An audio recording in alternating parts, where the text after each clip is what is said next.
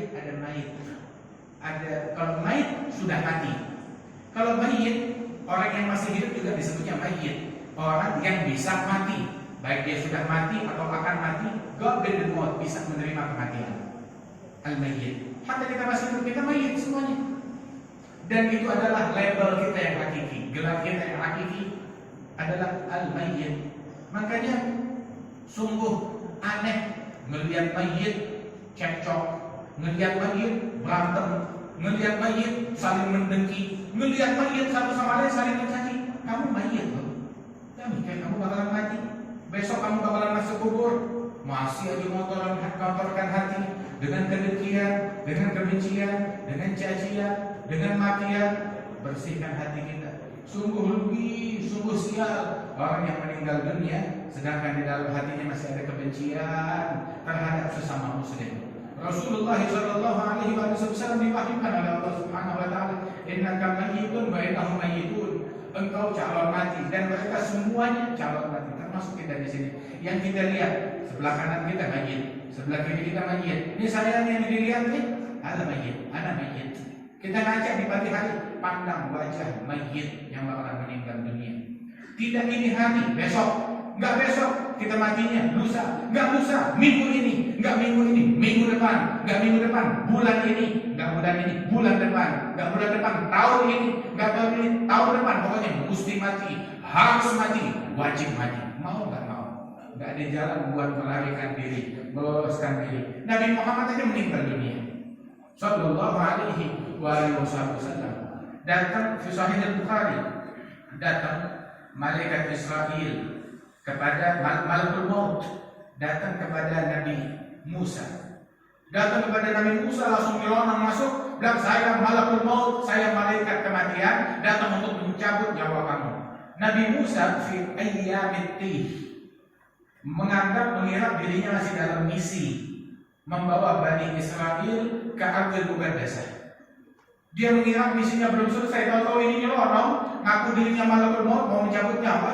Langsung Nabi Musa adalah nabi yang penuh ghirah. Ketika melihat ini malaikat mau cabut nyawanya dia, nggak pakai izin lagi, maka digampar, ditempelin malaikat tersebut. Itu fil Bukhari, Rasul menceritakan itu sampai matanya itu menggantung di pipi. Dia pulang menghadap kepada Allah Ta'ala, "Ya Rabb, arsaltani ila abdin yaqrahul maut." Ya Allah, Engkau mengirim aku kepada hamba-Mu, kepada nabi yang benci kepada kematian. Maka Allah Ta'ala perintahkan balik lagi kepada Nabi Musa, balik kepada dia dan kali ini minta izin. Kemudian datanglah Malakul Maut kepada Nabi Musa. Ketika datang kepada Nabi Musa meminta izin dan membawa seekor banteng, dalam riwayat seekor kambing yang besar. Kemudian malaikat maut mengatakan, "Saya kesini diperintahkan oleh Allah Ta'ala dan saya bawakan ini banteng, dan diperintahkan oleh Allah Ta'ala kamu usapkan tanganmu di tubuh banteng ini, dan setiap helai rambut dari banteng tersebut yang tersentuh dengan tanganmu bertambah dari umurmu 1 tahun." Jadi sekali usap mau berapa? 1000 helai 1000 tahun, 2000 helai 2000 tahun. Hingga akhirnya Nabi Musa bilang, "Suma mana?" Setelah habis, misalkan saya usap 2000 tahun, 3000 tahun, setelah itu apa? Sumal maut. Setelah itu adalah kematian. Mau udah 1000 tahun, ujungnya mati. 2000 tahun, ujungnya mati. 3000 tahun, ujungnya mati. Maka Nabi Musa bilang, "Idzan faminal an." Kalau memang mesti mati juga, ya sekarang boleh, jangan ditunda lagi. Dan meninggallah beliau. Ala nabiyina alaihi afdhalus shalah wa azka taslim. Saudara-saudara sekalian, siap nggak siap? Kita mesti meninggal dunia. Kita mesti mati. Cuma masalahnya bukan masalah kematian. Cuma kita meninggal dalam keadaan bagaimana? Masih ada nggak dosa kita yang tersisa? Jangan kita meninggal dunia masih ada haknya orang. Pernah menzalimin orang, pernah ngatain orang, pernah mencaci orang, pernah ngambil hartanya orang, pernah mukul orang, pernah menumpahkan darah orang lain. Kullu muslim ala muslim haram damuhu wa maluhu wa irduhu. Tiap muslim, sesama muslim satu sama lain haram untuk dinodai darahnya, hartanya, kehormatannya. Rasulullah SAW menyebutkan besok hari kiamat di hadis qudsi Allah Subhanahu wa taala panggil hamba-hambanya kaum mukminin, ya ibadi, maka baini wa bainakum faqad wahabtuha lakum, faqad wahabtuhu lakum, bukan ghafartu lakum. Kesalahan yang terjadi antara kalian dengan saya sudah saya ampunin. Tinggal yang antara kalian satu sama lain mazalim, fatawahabuha, maka saling memaafkanlah kalian satu sama lain. Berita Allah Subhanahu wa taala, udkhulul jannah, dan sudah itu masuk ke dalam surga Allah Subhanahu wa taala. Jangan sampai kita menjadi orang yang bangkrut. Atadrun manil muflis yaumil qiyamah, kata Rasulullah. Tahu gak kamu siapa bilangan orang yang bangkrut besok hari kiamat? Orang yang bangkrut adalah yang masuk ke alam barzakh, masuk ke kiamat, masuk kepada mahsyar, membawa amal ibadat pahala sebesar gunung, saking banyak amal ibadat dia, sepenuh langit dan bumi. Akan tetapi bersama amal ibadat dia pernah menzalimi orang yang ini, pernah menzalimi si A, pernah memukul si B, pernah ngambil hartanya fulan, pernah ngatain fulan, pernah gosipin fulan, pernah prasangka buruk kepada fulan, sehingga pahala dia yang banyak dipakai untuk membayar orang yang dia zalimin tersebut. Orang yang dia, dan mesti bayarnya itu enggak sedikit, tidak murah, mahal, asal tahu aja mahal. Sampai dikatakan filis min syubhat, 1 sen dari duit syubhat, 1 sen dari yang syubhat itu ditebusnya dengan 70 fariidah maqbulah, ditebusnya dengan 70 amal fardu yang diterima oleh Allah Ta'ala. 1 sen ditebus dengan 70 amalan fardu yang diterima. Amalan fardu kita ada berapa? Dan yang diterima oleh Allah dari amalan fardu kita ada berapa? Dan kezaliman kita ada berapa? Nah itu zak yaumut taghabun, hari penyesalan, yaumul hasrah, anzirhum yaumul hasrah. Peringatkan manusia hari penyesalan, orang nyesal. Kenapa gue ngatahin si fulan? Kenapa gue ngatain si fulan? Kenapa gue zalimin si fulan? Hari penyesalan di hari tersebut. Sampai dikatakan oleh Abdul Wahab Syarani, beliau bilang, man ughtiba ghibatan wahidah ghufira nisfu dzunubi. Barang siapa yang digosipin, diomongin, diribahin 1 kali, maka diampunkan setengah dosa-dosa dia. Sampai hari kiamat, orang paling girang hari kiamat kalau disampaikan bahwasanya kamu pernah digosipin oleh fulan, dia bilang kamu di dunia pernah dizalimin oleh fulan, kamu punya hasanat yang kamu raih daripada fulan ngatain kamu, fulan mencela kamu, fulan dizalimin. Paling senang kalau hari kiamat dia dizalimin orang lain. Kenapa? Sebab dia dapat keuntungan besar di situ. La ilaha illallah. Sampai ini orang hasanatnya diambil ludes, sedangkan utangnya masih banyak. Terus bagaimana membayar pakai apa? Maka ditimpakan dosa orang yang dia zalimin, ditimpakan ketimbangannya dia. Hingga tadinya bawa segunung pahala berubah menjadi segunung dosa. Itu orang yang bangkrut. Bagaimana perasaannya ke orang besok hari kiamat? Awas, jangan kita jadi orang tersebut. Jangan kita menjadi orang yang demikian. Waliyadzubillah min dzalik. Rasulullah sallallahu alaihi wasallam mengingatkan kita demikian. Sampai Imam Abdul Wahab Syarani itu beliau bilang, menukil dari beberapa ulama masyayikh guru-guru beliau, bahwasanya di antara mereka yang mengatakan saya terkadang beramal ibadat, melakukan amalan yang banyak, amal ibadat yang banyak, tapi saya tahu ini pahala bukan buat saya. Sengaja saya lakukan amal ibadat yang banyak, sedekah yang banyak, sholat sunnah yang banyak, puasa sunnah yang banyak, zakat, sedekah dan lain-lain. Semua saya lakukan. Tahu pahalanya buat saya. Buat siapa? Buat orang-orang yang pernah saya zalimin. Buat orang-orang yang pernah saya zalimin, enggak ketemu orangnya. Nah ini buat nebus, buat bayar mereka besok di hari kiamat. La ilaha illallah. Sampai satu orang di hari kiamat dia buka catatan amalan dia. Kata Abdul Wahab Syarani. Ketika dia buka catatan amalannya, dia bilang, ya kan, ini ada pahala ibadat fulan, ibadat sholat atau puasa atau zikir, ini nggak pernah saya lakukan. Kok ada di sini? Masa ya salah catat? Bilang, iya memang itu bukan ibadatnya kamu. Loh kok ada di catatan saya? itu ibadatnya fulan, nah itu pahalanya dikirim ke kamu karena dia pernah gosipin kamu, karena dia pernah ngatain kamu, karena dia pernah keluar satu kata-kata yang tidak baik pada engkau, nah itu pahalanya dikirim kepada engkau. Tapi yang lebih sial lagi, ada orang membuka catatannya lalu menemukan dosa yang nggak pernah dia lakukan. Kok ada di sini? Ini dosa nggak pernah saya lakukan. Iya, itu dosanya fulan, orang yang pernah kamu zalimin, dan itu masuk ke kamu. Waliyahulillah min dzalik. La ilaha illallah. Karenanya ayo benahin diri kita dari sekarang. Jaga tangan kita, jangan ganggu orang. Jaga mulut kita, jangan ganggu orang. Ini zaman bukan zaman komentar. Orang yang paling sial di zaman sekarang, orang yang paling banyak komentar. Apa aja mau dikomentari? Orang yang paling sial di zaman sekarang itu adalah orang yang mengganggu orang lain.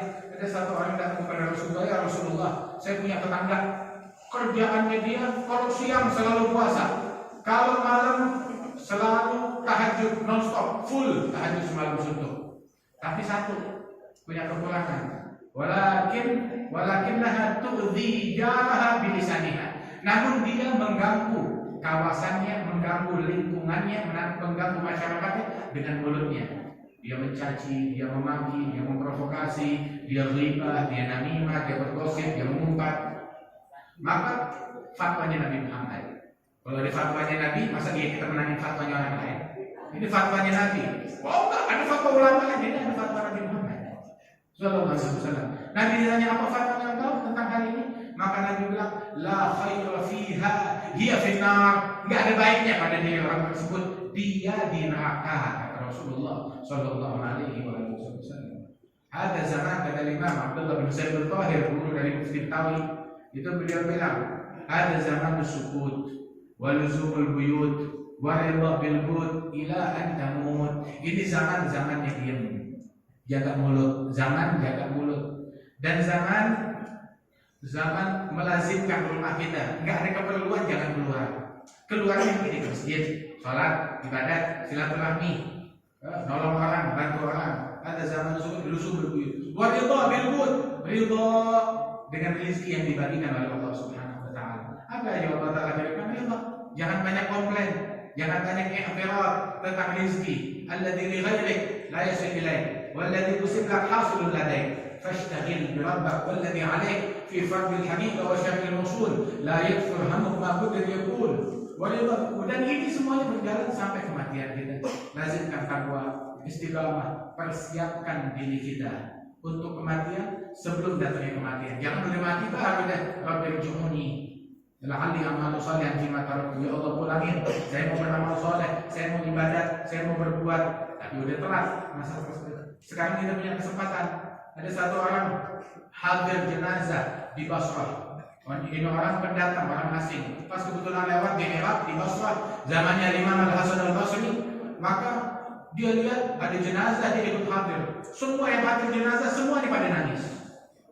Maka dia tanya, kebetulan yang ditanya itu Al-Imam Al-Hasan Al-Basri, ya Imam, manil mayyit? Siapa mayitnya? Kok orang pada nangis semua? Apa ini ulama besar? Apa ini sultan? Apa ini pejabat besar? Apa ini hartawan? Kok semua pada nangis? Menangisi kepergiannya. Dia bilang, tahu tak kenapa orang nangis? Tahu siapa mayitnya? Siapa mayitnya? Kenapa orang pada nangis? Al-mayyit antal mayyit, wa ana al-mayyit, wa haula kulluhum mayyitun. Wa lidzalika yakun. Mayyit adalah kamu, saya, dan mereka. Makanya mereka merasa dirinya mayyit, makanya semuanya pada nangis. Sampai dulu tuh orang ngantar jenazah, ngantar mayit pakai kurung batang, yang pada nangis, yang khusyuk. Nggak ada tuh di kuburan merokok, nggak ada di kuburan ngegosip, nggak ada di kuburan ngomong politik, nggak ada di kuburan ngomong dunia, nggak ada ketawa nggak ada di kuburan, senyuman nggak ada di kuburan. Bahkan tuh semuanya pada menangis. Di antara mereka tuh yang ngantar jenazah ke sana itu sampai pingsan. Itu jenazah kurung batang pergi bawa mayit, pulang dari makam itu, dari kuburan bawa orang itu yang pingsan. Pingsan kenapa? Gara-gara ingat kematian. Al-Imam Al-Hasan Al-Basri itu di majelisnya beliau itu khusyuk. Majelis khusyuk, nggak disebut dunia di majelisnya beliau. Yang ada cuma linangan air mata. Sampai orang bukan cuma menangis, histeris di majelisnya beliau. Sampai pernah di majelisnya orang histeris sampai meninggal dunia karena takut kepada Allah. Pernah suatu kali beliau ceramah, semua menangis, itu digotong dari majelis yang dikeluarkan, diangkut 7 jenazah yang meninggal dunia gara-gara menangis dikarenakan rasa takut kepada Allah Subhanahu wa taala.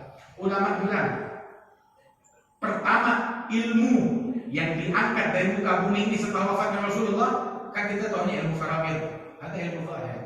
Tapi pertama yang diangkat dari muka bumi ini setelah wafatnya Rasulullah adalah ilmu khusyuk, rasa khusyuk. Hingga la tajid khashi'an. Ilmu banyak enggak ada khusyuknya. Tidak ada kehadiran hati, enggak ada khusyuk, enggak ada linangan air mata buat Allah Subhanahu wa taala. La siyam wa la alam. Karena itu saudara-saudara sekalian, ayo ambil kesempatan kita untuk balik kepada Allah Subhanahu wa taala. Wal marhum Kiai Haji Abdul Hayy Naim, berkali-kali saya jumpa dengan beliau, selalu hadir di majelisnya orang tua kami, di majelisnya kakek kami di Kuitang, Habib Muhammad bin Ali bin Abdul Rahman Al-Habsyi selalu hadir. Dari masanya dia Habib Muhammad bin Ali, juga masanya Al-Walid, masanya Habib Abdurrahman bin Muhammad bin Ali, begitu selalu datang. Saya jumpa berkali-kali, sering sekali jumpa dengan beliau di Kuitang dan di majelis-majelis yang lain. Dan beliau adalah sahabat ayah kami, Habib Naufal bin Salim bin Ahmad bin Jindar. Masya Allah, orang baik yang tetap setia dengan ajaran leluhurnya, dengan ajaran guru-gurunya, ajaran salafus saleh radhiyallahu anhum ajmain. Ajaran, tahu ajarannya apa? Nyenengin orang, bikin orang girang, bikin orang senang, bikin orang bahagia, bikin orang tuh tertarik dengan Islam, bikin orang jadi dekat kepada Allah Subhanahu wa taala, bikin orang cinta kepada Allah Subhanahu wa taala. Hampir orang yang maksiat, yang enggak dengan majelis, jadi doyan majelis berkatnya beliau. Subhanallah, itu kerjaan orang dulu, membawa citra yang baik tentang Islam, menarik orang, membuat orang itu jadi tertarik kepada agama dengan cara beliau yang demikian luas, yang demikian santun, yang menggembirakan, yang membuat setiap orang yang ketemu beliau tersenyum. Radhiyallahu anhu wa arda.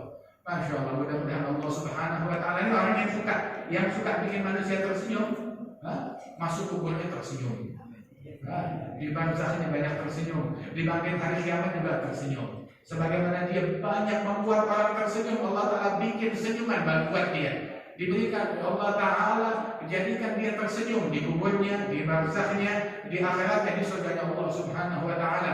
Amin ya rabbal alamin. Allah menjal zamanah dan zaman marhuman. Tafarraqana min ba'di tafarruqan ma'suman wa la tajal fina wa la